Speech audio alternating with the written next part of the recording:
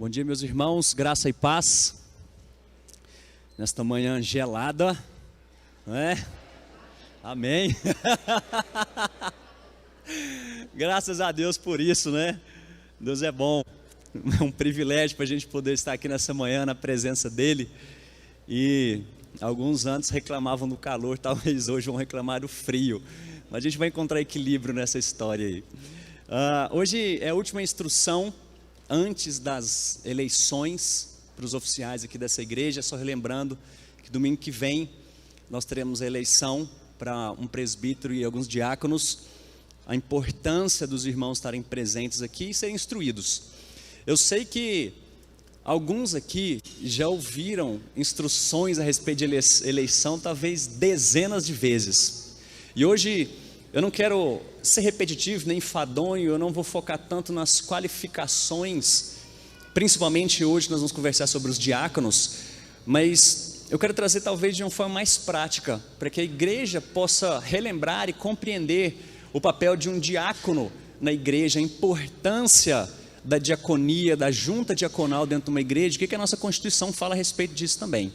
Convido para que você abra sua Bíblia em Atos capítulo 6. Atos capítulo 6, nós vamos ler os versículos 1 a 7.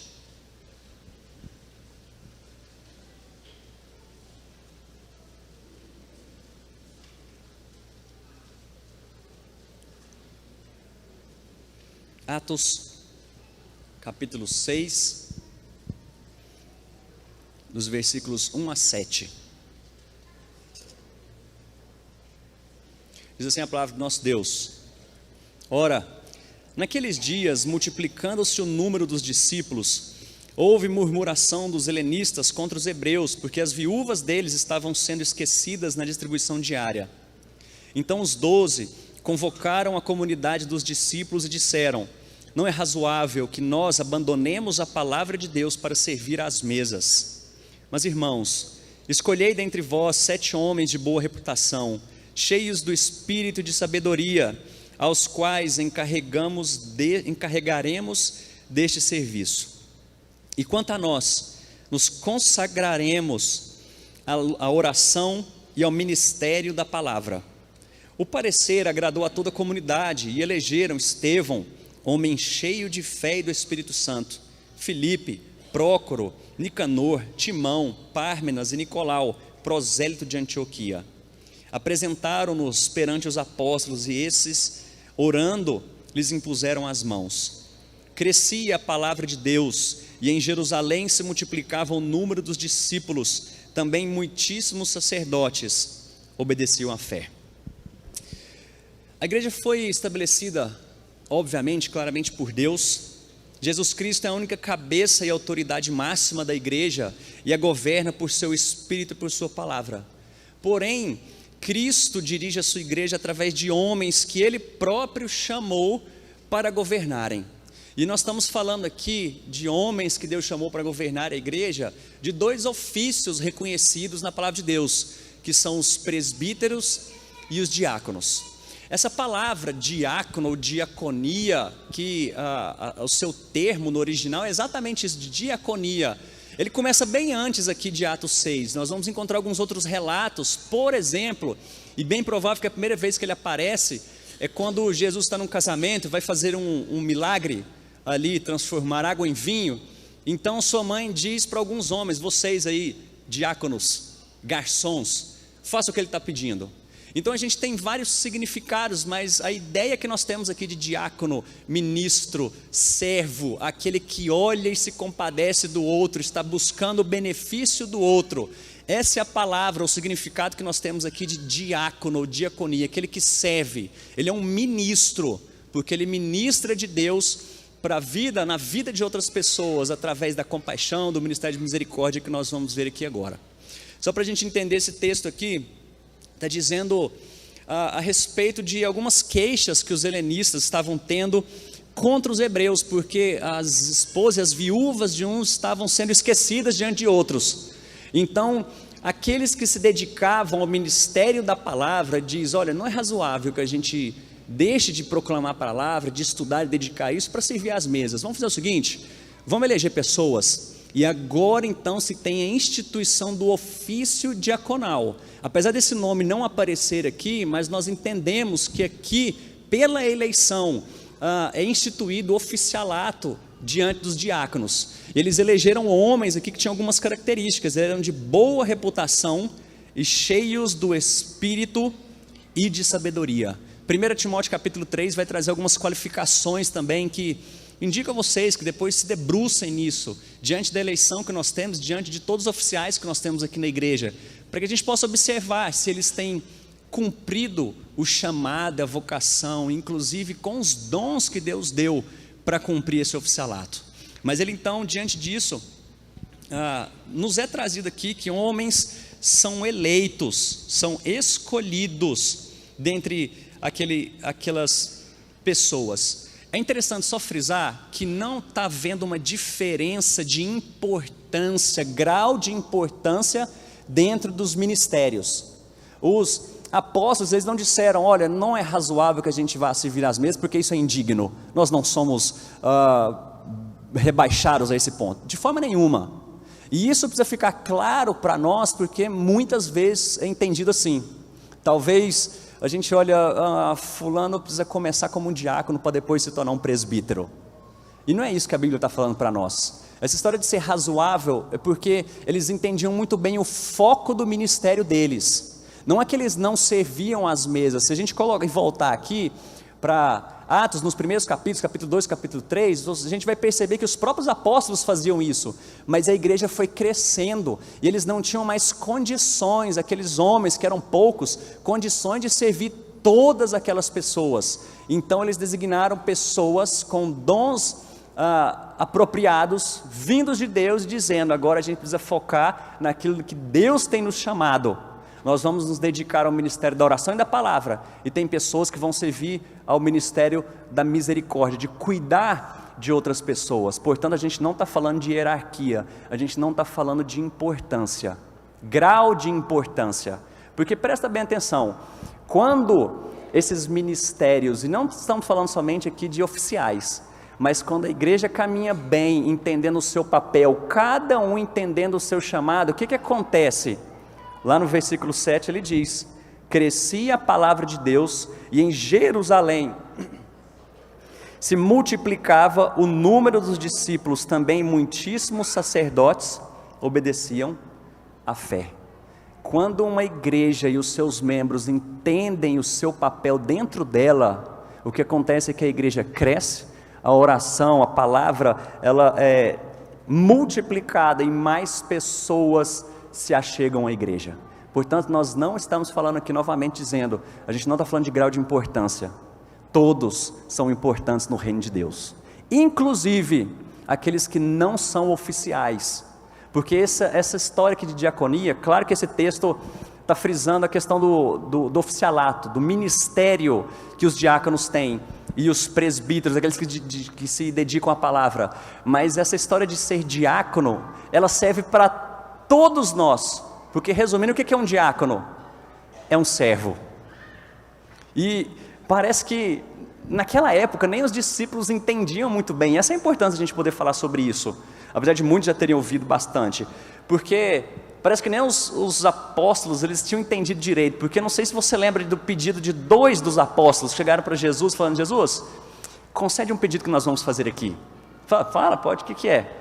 Permita que lá no reino, nós nos assentemos uma à direita e outra à esquerda, provavelmente tomados por algum orgulho, alguma arrogância ali.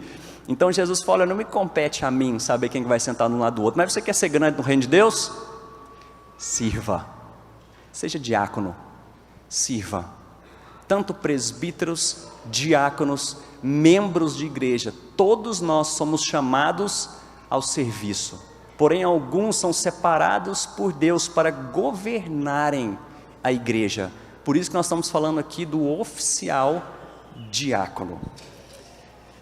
Existe uma ordem para a eleição dessas pessoas. Aqui nós vemos a eleição de diáconos. Atos capítulo 14, versículo 23, vai falar da eleição de presbíteros. Tito 1,5 também vai falar a respeito disso. A origem, como eu disse, não simplesmente nesse texto, mas vem de antes da gente entender o que é. Mas qual que é a função então, sendo mais específico, de um diácono? Nós estamos falando agora de um oficial da igreja. Qual que é a função do diácono? É só a gente olhar para Jesus. O grande exemplo que nós temos de diaconia, de serviço, é o próprio Jesus, porque ele foi diácono por excelência. Ele entendeu e realizou seu ministério como um servo sofredor, assim como foi profetizado por Isaías. E ele mesmo disse: o Filho do Homem não veio para ser servido, porém para servir. Então, essa história de servir é exatamente a função de um diácono. Olha só o que a nossa Constituição diz a respeito disso. Artigo 53. A junta diaconal é composta pelos diáconos da igreja local e suas funções são as seguintes: arrecadação de ofertas para fins piedosos, cuidado dos pobres, doentes e inválidos, manutenção da ordem e reverência nos lugares reservados ao serviço divino e exercer a fiscalização para que haja boa ordem na casa de Deus e suas dependências. Nós temos duas grandes frentes aqui que os diáconos trabalham: é assistência e manutenção. Assistência, porque a gente viu nesse próprio texto aqui o que eles faziam. Eles assistiam aos pobres, às viúvas. Então, trabalho e missão de um diácono contribuir para aqueles que são necessitados possam obter ajuda de toda a igreja. São eles que ficam sabendo desses casos. Se você tem um caso de gente que está necessitada, você sabe quem procurar. É um diácono. Inclusive, a própria questão financeira, que eles têm certa autonomia dentro da verba deles para destinarem esses recursos para as pessoas que necessitam. Então, tem alguém precisando, está enfermo, tem necessidade financeira, procura um diácono. Eles precisam também visitar membros que são identificados como carentes. E agora, quando nós falamos dessa assistência da própria igreja, do culto, para que tudo isso aqui aconteça, isso é função diaconal. Cuidar para que quando nós cheguemos aqui, tudo esteja na sua perfeita ordem, zelando, cuidando para que a gente possa ter um culto centrado a Deus e que nada venha atrapalhar aquilo que nós estamos fazendo aqui. Essa questão de antes do culto, som, estrutura, tudo isso, diácono que mexe com isso de acordo com a nossa Constituição. E a questão da manutenção é exatamente a mesma coisa. Tem algo na igreja que não está funcionando bem, a parede está trincada, aconteceu alguma coisa no estacionamento, diácono resolve isso para manutenção do culto, para que quando a gente chegar aqui, falando de todos nós, a nossa atenção esteja completamente voltada para esse culto. Vou falar de algumas coisas que acontecem. Por exemplo, os presbíteros, quem vem fazer liturgia, os pastores, a gente sabe que essa é uma carga, que a gente sabe o peso e a responsabilidade que nós temos diante do povo de Deus e de Deus. E aí, às vezes, um pouquinho antes do culto, vem gente que chega lá e fala: olha, ô pastor, ô presbítero, está acontecendo tal coisa aqui, o senhor precisa me ajudar, não tem que... Irmãos, a gente vai começar o culto aqui. Não, mas olha, precisa resolver lá, a filmagem não está... Atenção, sai. Sabe quem a gente deve procurar? Diáconos, para manutenção da ordem do culto. Inclusive esses elementos aqui, quem prepara isso? Diáconos, para que todo culto, toda boa ordem do culto seja preservada. Eles também, isso trazendo agora mais para o nosso contexto, eles treinam auxiliares para que possam compreender esse ofício, essa caminhada do que é ser um diácono. Eles também são parte ativa dentro do trabalho fundamental da igreja, que é orar, ler a Bíblia, serem dizimistas, participarem dos cultos, participar de discipulados e por aí vai. Isso é função de diácono. Eu não estou falando isso para que você fique apontando o dedo para diácono e fale assim: irmão, eu estou falando isso para você que deseja ser diácono. Eu estou falando isso para você que é chamado a servir, todos nós. Essa é a nossa função, especial em alguns homens que foram eleitos para manter essa ordem, assistência, mas todos nós somos chamados a esse papel. Para a gente já conduzir aqui para o nosso encerramento, uma rápida palavra a respeito disso, como que os diáconos da igreja ajudam a estabelecer o reino de Deus? Como que os diáconos ajudam a estabelecer o reino de Deus? É para isso que nós precisamos ver as qualificações do diácono. Dentro do que 1 Timóteo 3 nos diz, isso daqui: homens cheios do espírito de fé e de sabedoria. Lembre-se disso no próximo domingo. Homens cheios de fé, homens que têm uma mente voltada para Cristo. E é interessante que quando nós olhamos isso, a gente vai ver algumas qualificações de homens irrepreensíveis, de uma só mulher, não dados a muito vinho, tudo mais. A ideia é de que, inclusive, as nossas próprias crianças possam olhar para os diáconos e dizer: um dia eu quero ser diácono. Não é só olhar para o púlpito e falar: um dia eu quero ser pastor, um dia eu quero ser presbítero, mas um dia eu quero ser diácono, porque esse homem sabe o que é servir. Esse homem se parece com Cristo. Essa é a função, se parecer com Cristo, servindo ao próximo, no ministério de misericórdia, se compadecendo dos outros, mas também mantendo a boa ordem no culto. É assim que eles glorificam a Deus. E qual que é o nosso papel como igreja diante dos diáconos? Porque até agora nós vimos aqui algumas funções e alguns deveres dos diáconos, mas qual é o nosso dever como igreja diante deles e diante de Cristo? Irmãos, orem pela liderança dessa igreja, não só pelos pastores e presbíteros, mas pelos diáconos, para que eles sejam homens de fé cheios do Espírito, porque eles também ministram. Essa palavra diácono também significa ministro. Eles ministram a palavra de Deus diante da misericórdia que eles exercem. Orem pela liderança dessa igreja, orem pela eleição que nós teremos, para que Deus levante homens capacitados, homens separados, escolhidos por Deus para exercerem esse papel. Porque pode acontecer de homens que às vezes não têm o dom da diaconia, não são chamados a isso, mas são eleitos. Claro que Deus permite isso. E aí o que vai acontecer é que talvez essa história aqui de palavra de Deus se multiplicar, o número de discípulos também crescer, talvez a gente vai ter algumas dificuldades. Ou então pode acontecer algo em que Paulo também vai dizer, quando ele fala das especificações do diácono, lá no finalzinho ele diz: aqueles que fazem isso com louvor, eles recebem honra, eles são reconhecidos diante das pessoas. E não tem problema nenhum você chegar para um diácono e falar assim: meu irmão, obrigado, parabéns pelo trabalho que você tem exercido, eu vejo que Deus realmente te chamou para fazer isso. São homens que são reconhecidos pelo que fazem, isso é bíblico. Eles recebem honra, os diáconos que fazem bem esse papel. E talvez a gente vai ter gente aí que não vai desempenhar bem esse papel, não vai receber essa honra. Eu não estou falando que faz isso para receber honra, mas isso é digno de quem faz bem.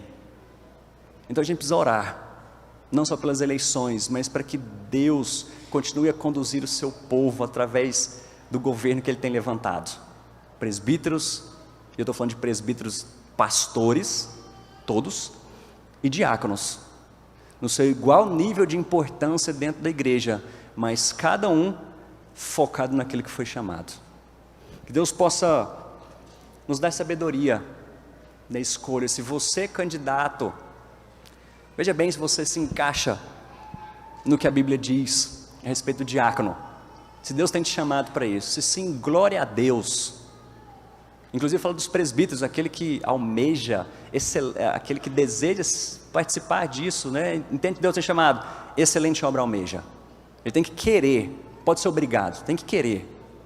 E a gente não pode, só para finalizar, colocar pessoas no oficialato, para que talvez um dia ele amadureça, fulano está precisando, tem tempo que está na igreja, está precisando dar uma amadurecida, né? Vamos colocar ele para presbítero, vamos voltar ele para diácono, acho que ele vai dar uma... Não faça isso. Observe bem as qualificações que Deus tem chamado para fazer parte desse ministério. Vamos orar?